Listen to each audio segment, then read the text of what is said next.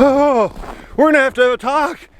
Well, this gonna be good morning, Daddy Cornstar talk over chocolate milk here in just a little bit. I'm gonna tell you about something I hate doing and I don't enjoy it at all, but it's something you have to do. I don't like pushing snow. I absolutely hate it. But Mama Cornstar woke me up this morning and she goes, "Honey, can you go clean the driveway? I need to get out to go to work this morning." It was dark, it was cold, my warm blankets were over me. I did not want to leave my bed. But then I thought, you know what?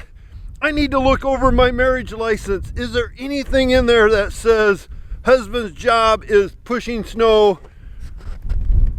But then I got thinking about it. Every job, you can't put every description in there. You'd have a 5-mile long contract.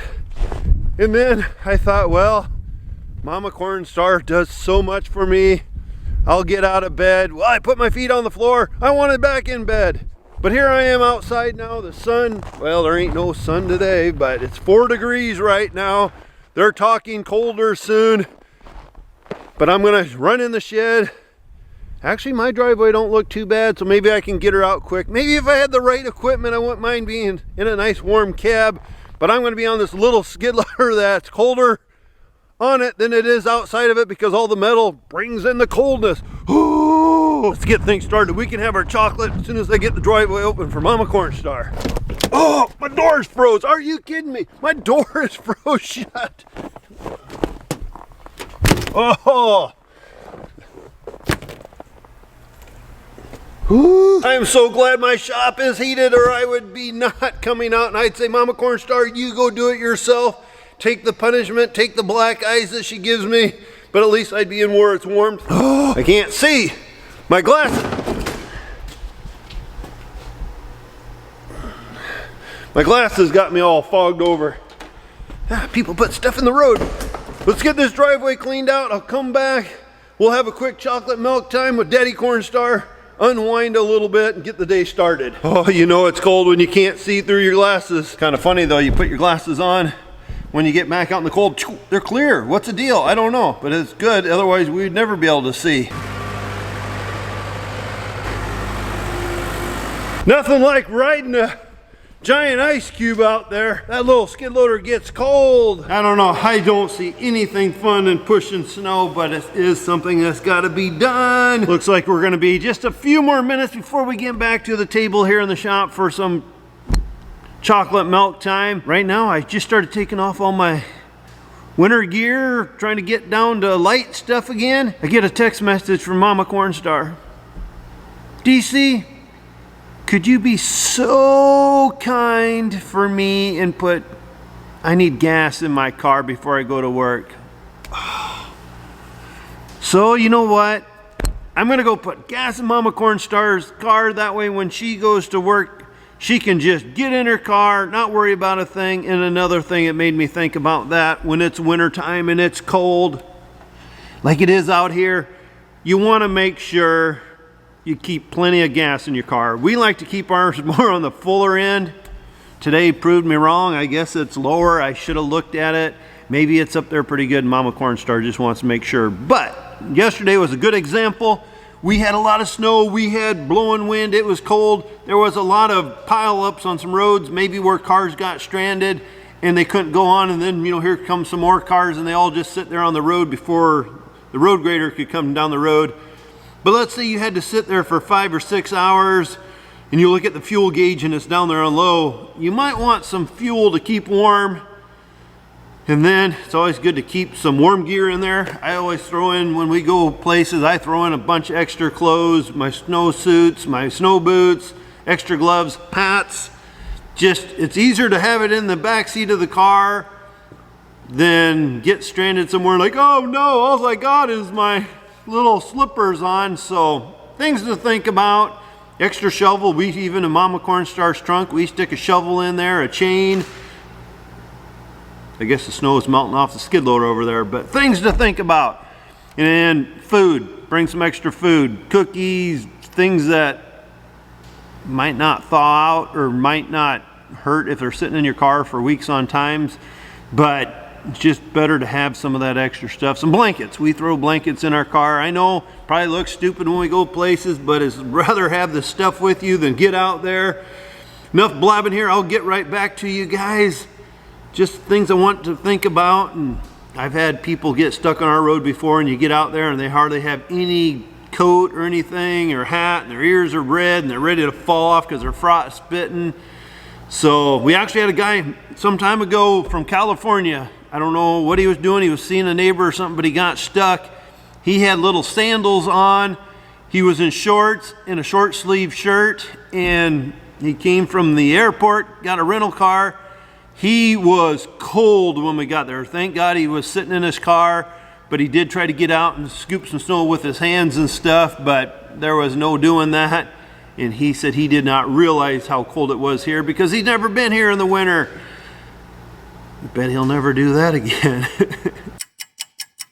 I got the rest of the driveway opened up. I got the rest of the driveway opened up so Mama Cornstar can get to work. Now we're just waiting. No wonder I can't see. Oh, cheers to everybody. Chocolate milk going down the old hatchet. The old thirst buds are gonna get some chocolate milk.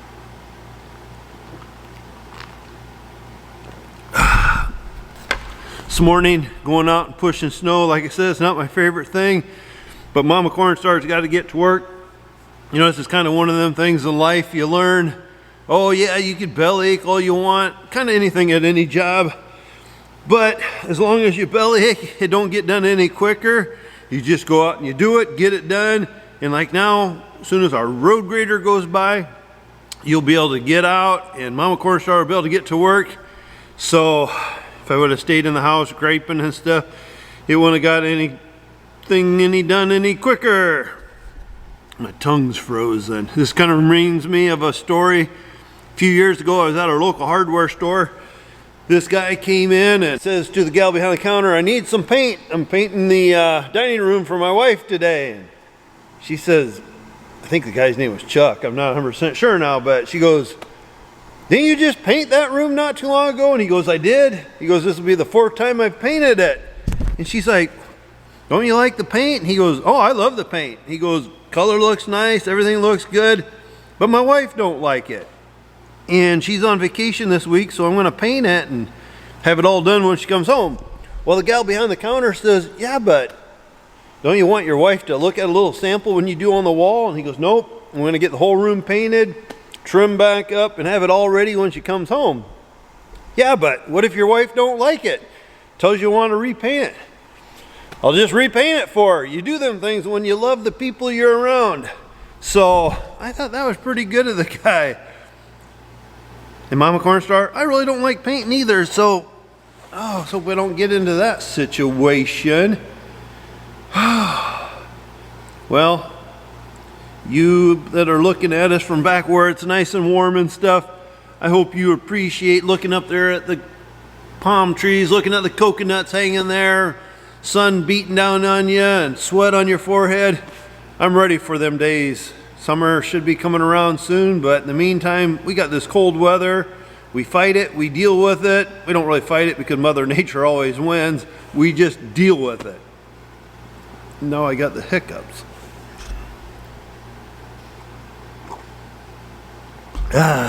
Dealing with this snow today brought me back to a memory, and this is things we all need to learn.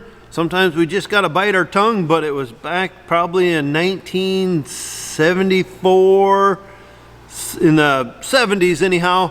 I was a little boy, and one morning my dad called me. He was off and about doing something, and he got the car stuck down the road about a mile. But them were the days we didn't have the cell phones. We didn't have a bean can with a string running all the way home where you could, "Hey son, I need your help."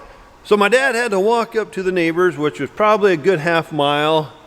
And he walked to the neighbors, gave me a call, and he said, "Hey, I'm stuck. Can you come help me?" And so I went out in the shed.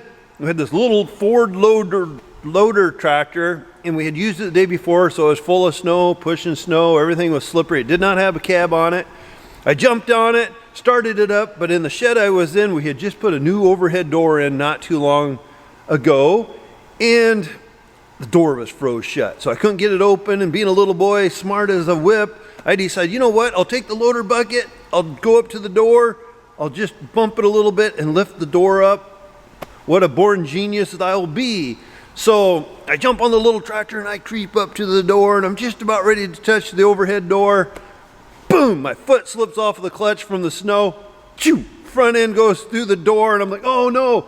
Well, then backed up and pulled more of the door down, and damage was done, but I was able to lift it up with the loader bucket and got the door up, and I just started around the building, and there's my dad. Well, the neighbor stopped along and gave him a ride home, and my heart's beating. I'm like, Dad, you're gonna kill me. You are absolutely gonna kill me.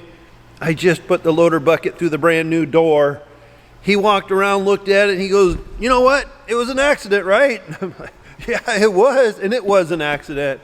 He goes, this is how we learn from our experiences. I gave you a call to come help me. You know, it's one of them things. We put the past behind us and everything will be okay. But you know, it's something like that. My dad could have raised, you know, and the damage was done, and it was a total accident.